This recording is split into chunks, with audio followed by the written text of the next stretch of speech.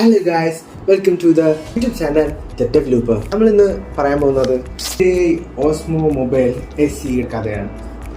ഇത് പുതിയതുപോലെ ഇരിക്കാൻ ഒരു കാരണമുണ്ട്. കാര്യം ഇത് റീപ്ലേസ്ഡ് യൂണിറ്റ് ആണ്. വാറണ്ടി തീരുന്നതിന് മുമ്പ് എനിക്ക് നടന്നത് എൻ്റെ ഗിംബൽ അടിച്ചുപോയി. അത് വാറണ്ടി ക്ലെയിം ചെയ്യാൻ എന്താ ചെയ്തത്? DJI വെബ്സൈറ്റിൽ പോയി അന്വേഷിച്ചു. അവിടെ വാറണ്ടി ക്ലെയിം ചെയ്യാൻ ഒന്നുമില്ല. ഞാൻ എന്ത് ചെയ്തു? അല്ലാതെ സെർച്ച് ചെയ്ത് നോക്കി. അപ്പോൾ എനിക്ക് കിട്ടിയതാണ് ഏജ്ലെസ് എന്ന് പറഞ്ഞിട്ടുള്ള ഒരു കമ്പനി. 25th October ആണ് ഞാനിത് വാറണ്ടി ക്ലെയിം ചെയ്യാൻ നോക്കുന്നത്. 5 ഡേയ്സിനകത്ത് എൻ്റെ വാറണ്ടി ക്ലെയിം ചെയ്തിരിക്കണം. ഞാൻ ഇവർക്ക് മെയിൽ അയച്ചു, അവർ റിപ്ലൈ തന്നു. ബാക്കി വെരിഫിക്കേഷൻ്റെ ഡീറ്റെയിൽസ് അയച്ചു കൊടുക്കണമുണ്ടായിരുന്നു, അത് അയച്ചു കൊടുത്തു. അവർ അഡ്രസ്സ് തന്നു, അതിലോട്ട് സെൻഡ് ചെയ്യാൻ പറഞ്ഞു. ഞാൻ സെൻഡ് ചെയ്ത് കൊടുത്തു എൻ്റെ പഴയത്. ആ 5 ഡേയ്സ് കഴിഞ്ഞിട്ട് ഒരു റെസ്പോൺസ് വന്നത്. എൻ്റെ അഡ്രസ്സ് ചോദിച്ചു, എൻ്റെ ഇമെയിൽ ID ചോദിച്ചു. ഇതെല്ലാം ഞാൻ അവർക്ക് അയച്ചു കൊടുത്തു. പിന്നെ ഒരു 5 ഡേയ്സ് കഴിഞ്ഞിട്ട് എനിക്ക് എൻ്റെ റീപ്ലേസ്ഡ് യൂണിറ്റ് കിട്ടി. വളരെ സിമ്പിളാണ്.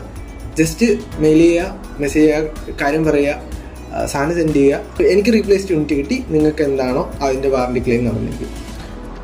If this is helpful, share to your friends and families. ആരുടെയെങ്കിലും DJIയുടെ പ്രോഡക്ട്സ് ഉണ്ടെങ്കിൽ അവർക്ക് സെൻഡ് ചെയ്ത് കൊടുക്കുക.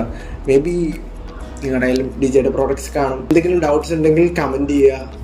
Will be